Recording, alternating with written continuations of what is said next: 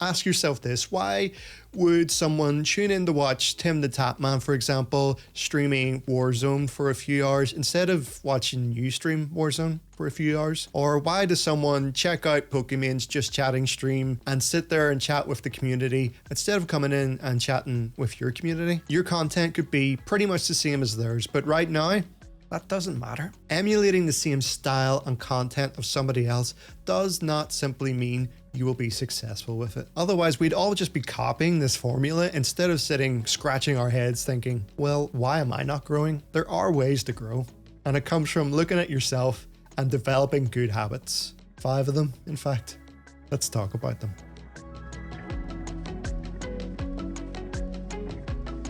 Now, I'm not asking you that question. It's more a question you should be asking yourself. Perhaps you already know. Maybe you don't just yet, but either way, who you are, what your identity is, what you're great at, what you truly enjoy, these should be questions that are on a piece of paper in front of you, and you're answering them about yourself once, twice, 3 times, as many times as you feel is necessary to ask those questions of yourself. The important thing to remember is not just to answer these questions on a piece of paper, but answer them with actual content. Do you honestly think that people at the top of their game aren't constantly questioning and reevaluating the content that they're making and putting out there? Of course they are. Questioning what you're doing with your content is how you improve. And it's having different answers for those questions as time goes on that is proof of your progression. You may not be 100% sold on the content you're making right now. Maybe in 6 months' time, you'll look back at something you liked and think differently about it. But if you sit wondering and only asking questions before even dipping your toe into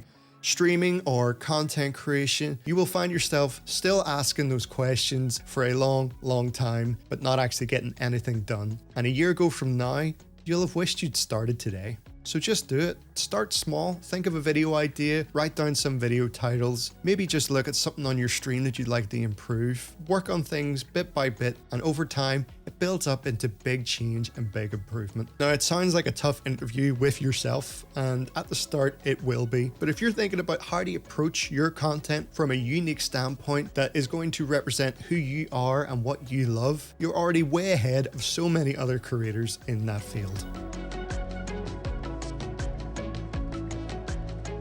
Stream 3 to 5 days a week. Stream for at least 4 hours, 6 to 8 if you can, and keep your socials updated for whenever you're going live. And then just rinse and repeat that and you'll be all right. Does this sound familiar? I've seen this advice for a long time floating around Reddit and Twitter and so on. And honestly, some of these things, sure, they could be potentially effective, but the only problem here is using these tactics focuses all your energy on making sure people know that your stream or content exists, with no effort on actually making it worth watching. This is a routine, and it's a bad one at that. Look at your content and look at your routine and ask yourself, where can I be making improvements? It is not easy to be objective. It's not easy to look in the mirror and be critical of ourselves, but I can guarantee that if you're using Twitch for your one-stop shop to do this rinse and repeat routine that gets you into this comfort zone of doing the same thing over and over, never changing anything, you're not going to see any changes in your growth either. So what do you actually do? Well, I would start by looking at your stream schedule. How many days a week are you streaming? On average, how many hours do you stream each time you do? What percentage of your stream is you, say, playing a game for multiple hours at a time versus just chatting with your community? When you compare each segment of your stream, what's the engagement like? What's the strongest part of it and what's the weakest part of it? Think about what you would watch as well and write it all down, because I do think it helps visualize where we're putting all of our time.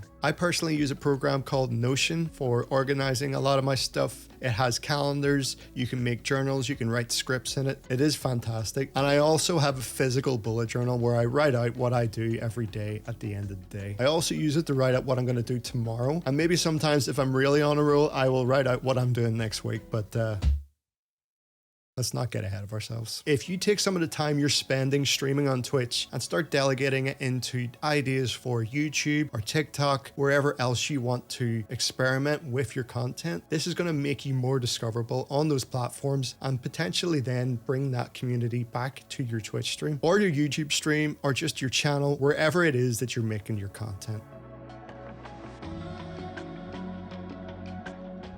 This is everywhere. When you look at your Twitter profile, when you look at Instagram, TikTok, your Twitch dashboard, your YouTube studio dashboard, what am I talking about?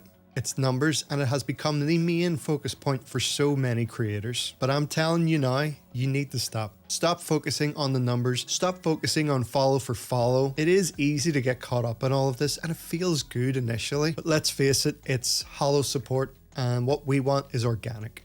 It isn't it. Sure, you can argue that your content getting exposed to fellow creators can be beneficial, and it can be. You can get critical feedback, you can share ideas, all that stuff is useful, but do not rely on it solely. As time goes on, you create more content, you're streaming more, you will begin to really understand what it takes to get to a certain level of quality, what it takes to achieve certain types of creativity that inspires you from others. You'll watch more tutorials, you'll teach yourself things you never knew before, you'll learn how to use editing programs, you'll learn how to design thumbnails. So gaining all these new bits of knowledge, learning these new skills, it's all going to add up, and it's going to level up your production quality and your overall content quality. Some people say work smart, not hard. I say do both. At the end of the day, talent is nothing more than a pursued interest. So just focus on what you're interested in, what you're passionate about, and you will have that energy to learn these other things and improve your own craft.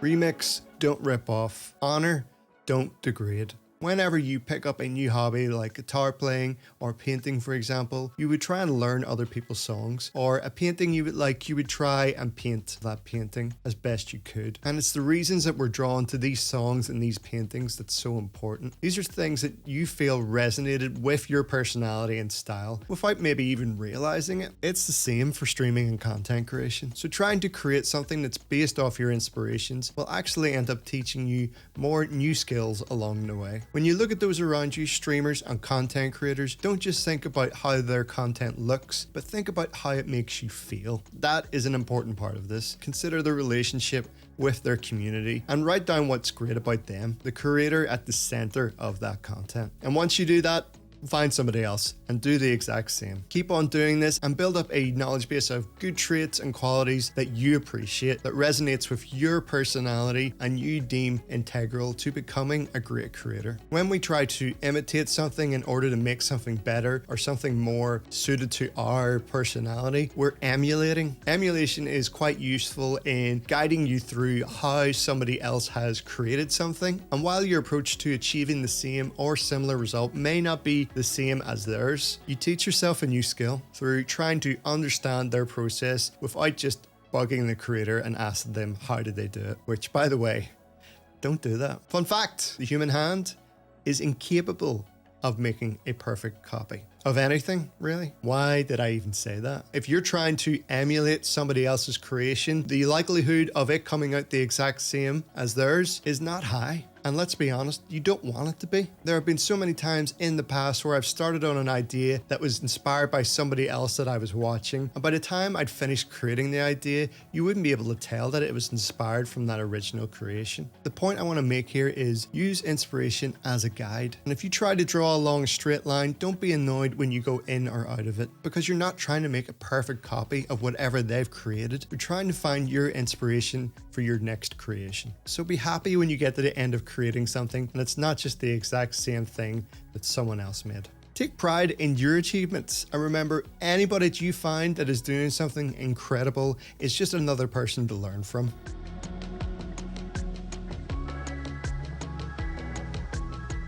So here's how YouTube's discoverability works. They look at what people are searching for and watching on YouTube. Then they'll attempt to suggest more content similar to what that viewer's interests are. And if you're a creator who's, say, making cooking content and somebody's looking for meal recipe videos, you stand a pretty good chance of being suggested eventually by YouTube to that viewer. As long as you have made the effort to consistently make good quality content that lines up with the viewer's interests, those viewers see your content, this increases your discoverability. And while YouTube's not going to just give you discoverability overnight, if you are working with YouTube's algorithm, it will start to work with you. Twitch, on the other hand, has none of this. You stream to a category and you're at the mercy of those looking around in that category, and perhaps you'll get followed by people wanting to watch you if you're playing that game or covering that topic, but you don't want to simply rely on someone stumbling into your stream by chance. This is a problem for small streamers because Twitch organizes discoverability not in order of the best quality content,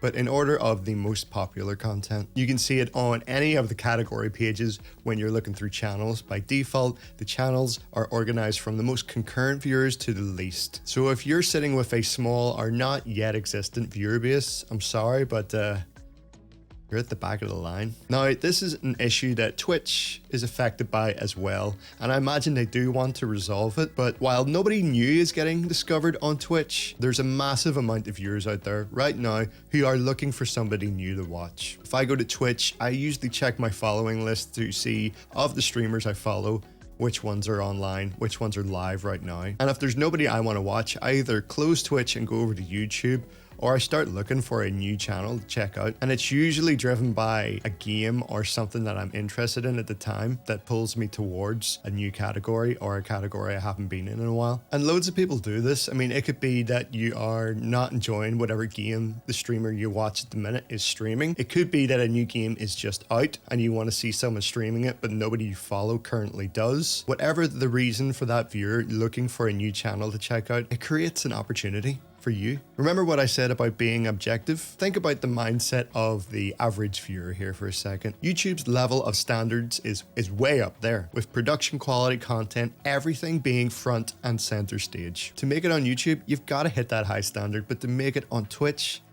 it's a different story. Just look at some of the biggest streamers on Twitch right now. They sit down, they go live, and they repeat this over and over. And this is where we get this misconception that that is the path to success. The reality is, because of Twitch's poor discoverability and their viewer base's overwhelming desire to discover new content, whenever someone does get discovered or a new category emerges that people are really hungry to check out, all those viewers that are looking for that new content get spread across a handful of channels that are associated with whatever that content may be. So a new game comes out, a new category becomes available for it. There's a lot of hype around the game and a lot of people hungry to see that gameplay before maybe they buy it, or maybe they're playing it and they just want to see how other people do it at the top of their game. But maybe they don't want to watch, you know, the #1 streamer for those types of games because perhaps they have questions and they would actually like someone to help answer them. It could be a whole bunch of reasons. So they look through that category to try and discover a channel that they like the look of from the thumbnail or from a few seconds of like checking it out. If you're doing something extra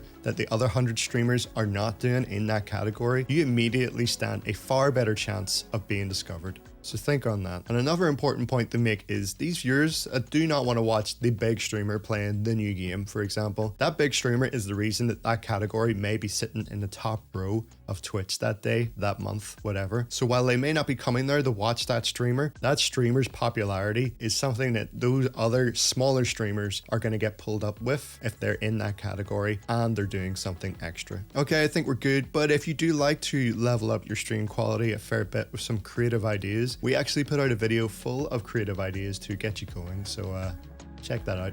Thanks for watching.